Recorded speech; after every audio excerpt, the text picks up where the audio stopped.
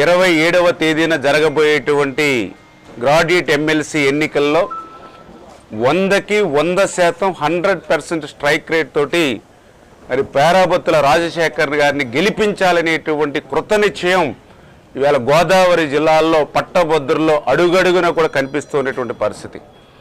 ఎందుకంటే ఈరోజు మేము ఏ గ్రామం వెళ్ళినా, ఏ వాడకి వెళ్ళినా, ఏ పట్టభద్రుడి దగ్గరికి వెళ్ళినా కూడా వాళ్ళందరూ కూడా ఒకటే చెప్తూ ఉన్నారు. ఈవేళ కష్టకాలంలో ఇబ్బందుల మధ్య రాష్ట్ర ఆర్థిక పరిస్థితి సహకరించకపోయినప్పటికీ కూడా చంద్రబాబు నాయుడు గారు, పవన్ కళ్యాణ్ గారు ఈ రాష్ట్ర అభివృద్ధికి చేస్తున్నటువంటి కృషి, వీరికి తోడుగా నరేంద్ర మోడీ గారి సహకారంతో ఈరోజు ఏ రకంగా అయితే 7-8 నెలల పరిపాలన సాగుతుందో మేము అందరం కూడా చూస్తూ ఉన్నాం. అదేవిధంగా జగన్మోహన్ రెడ్డి అధికారంలోకి వచ్చినటువంటి మొదటి 7-8 నెలల పరిపాలన ఏ రకంగా సాగిందో మేము గమనించినటువంటి పరిస్థితి. ఆ రోజు జగన్మోహన్ రెడ్డి పాలన, ఆ రోజు ప్రజావేదిక కూలగొట్టడం దగ్గర నుంచి, రాజధానిని విధ్వంసం దగ్గర నుంచి, పోలవరంని ముంచేయడం దగ్గర నుంచి, స్టీల్ ప్లాంట్ని ప్రైవేటీకరణ చేయడం దగ్గర నుంచి ఎన్నో పరిశ్రమలు ఏదైతే మరి ఒక లూలు, ఒక కియో ఎక్స్టెన్షన్, ఒక అమర్ రాజా, ఒక జాకీ, ఇట్లా ఎన్నో పరిశ్రమలు, ఎంతోమంది పారిశ్రామికవేత్తలు పొరుగు రాష్ట్రాలకు ఏ విధంగా వదిలిపోయారో మేము ఆ రోజు ఉన్నటువంటి పాలన మేము చూసాం మొదటి 7-8 నెలల్లో.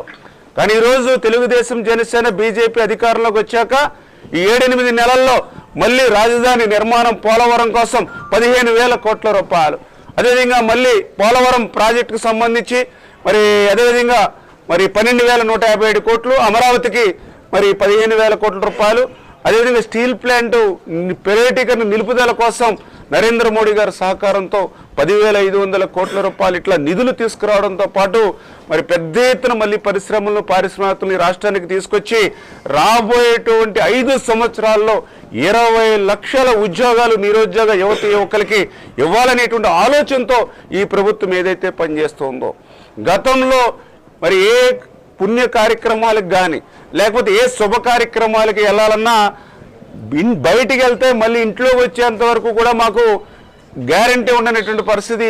గోతుల్లో మరి బైక్స్ కానీ, ఆటోలు కానీ పడి ప్రాణాలు పోగొట్టుకునేటువంటి పరిస్థితి. కానీ ఈరోజు గుంతలు లేనిటువంటి ఆంధ్రప్రదేశ్ రాష్ట్రాన్ని మళ్ళీ పెద్ద ఎత్తున ఆర్ఎండ్బి ద్వారా కానీ, పిఆర్ ద్వారా కానీ ఈ రాష్ట్ర ప్రభుత్వం చేస్తున్నటువంటి కృషి చూస్తున్నటువంటి స్థితి. ఈ రకంగా ఒక పక్కన అభివృద్ధిని, మరొక పక్క సంక్షేమాన్ని కూడా. ఎందుకంటే ఈవేళ అన్న మాట ప్రకారం పెంచినటువంటి పింఛను ఈవేళ 4,000 రూపాయలు, 6,000 రూపాయలు, 15,000 రూపాయలు ఈవేళ గడప దగ్గరే, ఇంటి దగ్గరే ఈరోజు ఈ ప్రభుత్వం అందజేస్తూ ఉంది. ఈవేళ నాకు పెన్షన్ రాకపోవచ్చు పట్టభద్రుడిగా, కానీ నా అత్తగారికి వస్తూ ఉంది.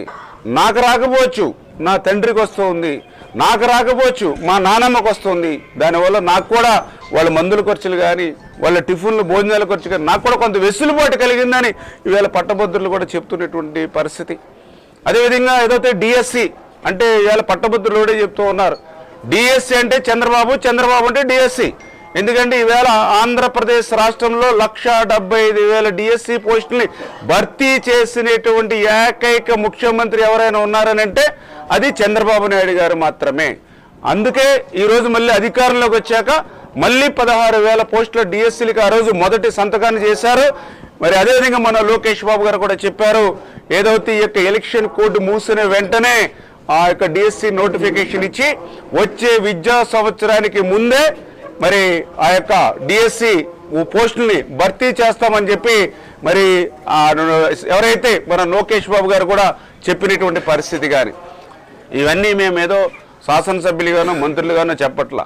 మేము ఈ యొక్క ఎన్నికల ప్రచార నిమిత్తం ఒక కాలేజీకి వెళ్ళినా, ఒక స్కూల్కి వెళ్ళినా, ఒక గ్రామానికి వెళ్ళినా, ఒక పట్టభద్రుడి ఇంటికి వెళ్ళినా వాళ్ళు చెప్తూ ఉన్నారు, గత 6-7 నెలల జగన్మోహన్ రెడ్డి పాలనను ఈరోజు చంద్రబాబు, పవన్, నరేంద్ర మోడీ గారి పాలనను విశ్లేషించి వాళ్లే చెప్తూ ఉన్నారు. ఈ రెండింటికి మించి అభివృద్ధికి, సంక్షేమంతో పాటుగా వాళ్ళు ఇంకొక మాట, ఈవేళ సంతోషంగా, ఆనందంగా, హాయిగా, స్వేచ్ఛగా బతుకుతున్నాం.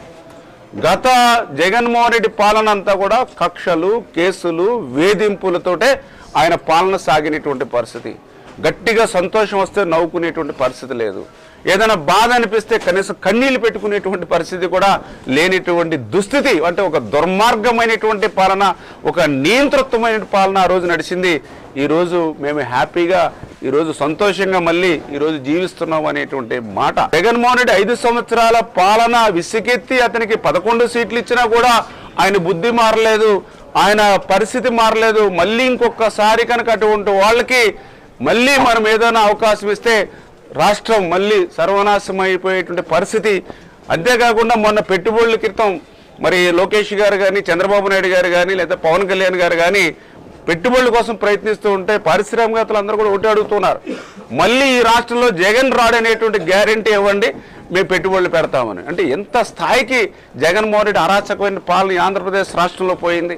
అంటే ఇట్లా చెప్పుకుంటూ పోతే ఇవన్నీ కూడా విశ్లేషిస్తూ ఉన్నారు పట్టభద్రులు, గ్రాడ్యుయేట్స్. ఖచ్చితంగా రేపు రాబోయేటువంటి రోజుల్లో శాసన మండలిలో కూడా ఎన్డీఏ కూటమికి స్పష్టమైనటువంటి మెజారిటీ ఉండాలి. ఎందుకంటే ఈవేళ ప్రజలందరూ కూడా 164 సీట్లు ఇచ్చి ఈవేళ అసెంబ్లీలో మిమ్మల్ని అందరూ కూడా ఆశీర్వదించారు మమ్మల్ని.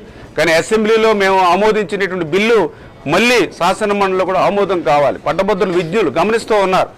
ఎందుకంటే గతంలో కూడా మీరు చూస్తారు, జగన్మోహన్ రెడ్డి అధికారంలో ఉన్నప్పుడు అతనికి 151 సీట్లు ఉన్నాయని చెప్పేసి మరి అమరావతి రాజధాని కాదు 3 ముక్కలు అని చెప్పి శాసనసభలో బిల్లు ఆమోదించుకుని మరి అదే బిల్లు శాసన మండలికి వెళ్ళినప్పుడు ఆ రోజు మండలిలో మన ఎవరైతే కూటమికి సంబంధించినటువంటి ఎమ్మెల్సీలు ఉన్నారు కాబట్టి ఆ బిల్లును అడ్డుకుని జగన్మోహన్ రెడ్డి అరాచకత్వానికి అడ్డు వేయగలిగాం.